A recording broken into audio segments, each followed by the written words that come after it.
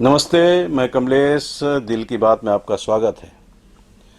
फैजाबाद संसदीय seat BJP क्या हारी, बवाल मच गया है। अपने अपने तई लोग इसके मायने निकाल रहे हैं।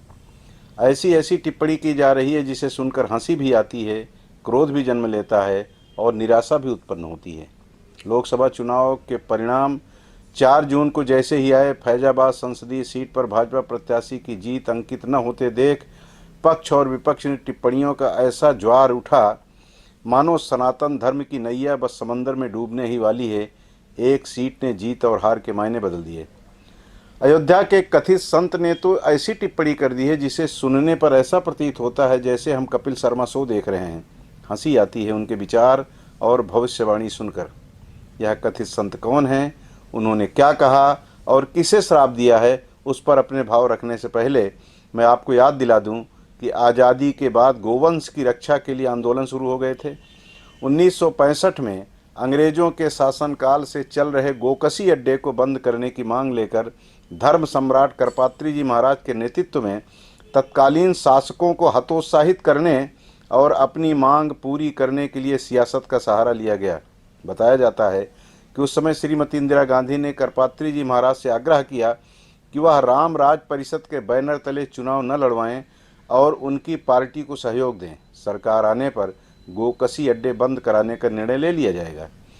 करपात्री जी ने इंदिरा जी का साथ दिया, सरकार बन गई, लेकिन गोकसी अड्डे बंद करने के मामले में कोई पहल न होते देख आंदोलन शुरू कर दिया गया। आचार्य रामचंद्र वीर ने आमरण अनशन शुरू कर दिया। 7 नवंबर 1966 को संतों ने तय किया कि वह संसद भवन में घुसेंगे। सब आगे बढ़े, उन पर गोली चलाने का हुक्म हुआ। न जाने कितने साधु संतों को गोली लगी और उनका करुणांत हो गया। कहा जाता है कि उनकी लाश उठाते उठाते करपात्री जी महाराज ने रुदन किया और श्रीमती इंदिरा गांधी को श्राप दिया था कि गोपाष्टमी के दिन ही उनके वंश का नाश हो जाएगा। करपात्री जी महाराज को निश्चित ही आप भी जानते होंगे। उत्तर प्रदेश के प्रतापगढ़ में उपाध्याय परिवार में जन्म लेने वाले करपात्री जी महाराज हाथ में ही भोजन लेकर उसे ग्रहण करते थे, इसलिए उनको करपात्री के नाम से ही पूरी दुनिया जानती है। उन्हें उनके ज्ञान और तर्क के कारण ही धर्म सम्राट का खिताब दिया गया था। कहा जाता है कि धर्म सम्राट करपात्री जी महाराज के श्राप के कारण ही पहले संजय गांधी, फिर श्रीमती इंदिरा गांधी और फिर राजीव गांधी की अकाल मौत हुई। मैं दावा नहीं करता कि यह तीनों मौत करपात्री जी के श्राप के कारण ही हुई है, लेकिन कहा यही जाता है कि साधु संतों की मौत से व्यथित करपात्री जी डिप्रेशन में चले गए थे। उनका श्राप फलित हुआ और गांधी परिवार के 3 चिराग असमय बुझ गए। लोगों की बात पर यकीन करें तो करपात्री जी के व्यथा और क्रोध का भाजन बना गांधी परिवार। गौ माता को बचाने, सनातन धर्म की जड़ों को और मजबूत करने के लिए सारा जीवन समर्पित कर देने वाले धर्म सम्राट करपात्री जी का श्राप इसलिए याद आया कि लोकसभा चुनाव में जब भाजपा प्रत्याशी फैजाबाद सीट से हार गया, तब कहा जाने लगा कि अयोध्या में रामलला का मंदिर बनाने का संकल्प पूरा करने वाली भाजपा को अयोध्या वासियों ने हरा दिया। ऐसी ऐसी टिप्पणी सोशल मीडिया पर वायरल हो रही है जिसे सुनकर अपना ही मुंह पीट लेने की इच्छा होती है। इसी वायरल वीडियो में एक संत वेशधारी तपस्वी छावनी के पीठाधीश्वर जगतगुरु परमहंस का बयान भी शामिल है, जिसे सुनकर ऐसा लगता है कि हम कोई कॉमेडी शो देख रहे हैं। लीजिए, पहले सुन लीजिए उनका बयान। जो अयोध्या की अति महत्वपूर्ण सीट है, भारतीय जनता पार्टी हारी है। मैं आपको रहस्य बता दूं, भारतीय जनता पार्टी हारी नहीं है, जान के हारी है। क्यों? क्योंकि मर्यादा पुरुषोत्तम भगवान श्री राम माता सबरी के जूठे बैर खाए थे, केवट को गले लगाए थे। ये राम राज्य है।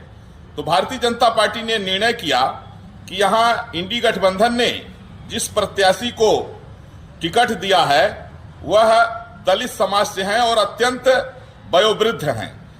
तो दलित के सम्मान में, बुजुर्ग के सम्मान में भारतीय जनता पार्टी ने जान करके यह सीट जो है तो अपने लोगों से कह करके कि इस बार जो है तो वोट एक दलित के सम्मान में, एक बुजुर्ग के सम्मान में आप लोग जो है अवधेश प्रसाद को दीजिए, और वो जीत गए।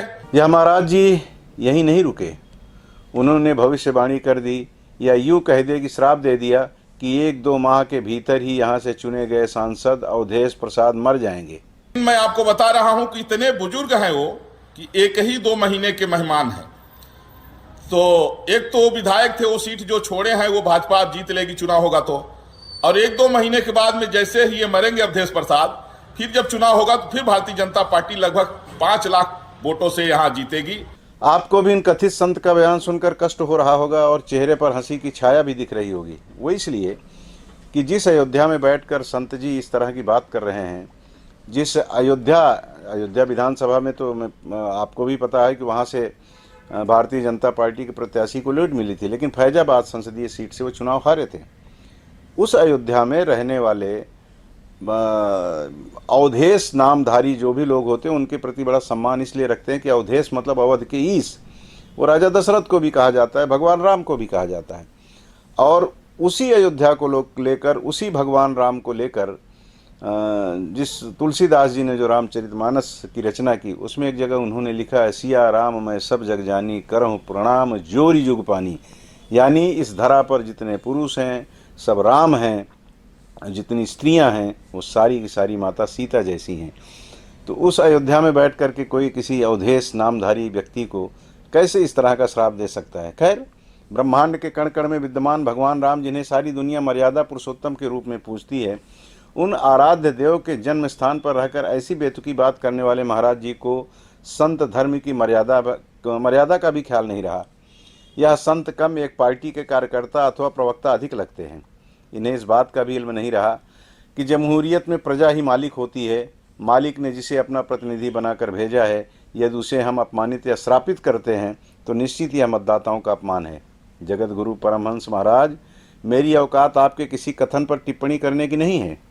बावजूद इसके मैंने यह दुस्साहस इसलिए किया क्योंकि आपके कथन से भारतीय लोकतंत्र का मजाक उड़ाने का अवसर हमारे विरोधी मुल्कों को प्राप्त हो जाता है। इसलिए आपसे प्रार्थना है कि सनातन धर्म को सुदृढ़ करने के नाम पर आप कुछ भी कहते रहेंगे तो हम सनातन धर्मियों को भी कष्ट होगा। इसलिए आप ही नहीं बल्कि आप जैसे विचार रखने वालों को भी अपनी जिह्वा पर नियंत्रण रखने की ज़रूरत है। हाँ, चलते चलते हमेशा की तरह आज भी लोकतंत्र के पहरुओं को एक शेर सुना देता हूँ। सबब तलाश करो अपने हार जाने का, सबब तलाश करो अपने हार जाने का, किसी की जीत पर रोने से कुछ नहीं होगा। और ज़रूरत के मुताबिक दुआ बदलते रहे, यह लोग खुद नहीं बदले खुदा बदलते रहे।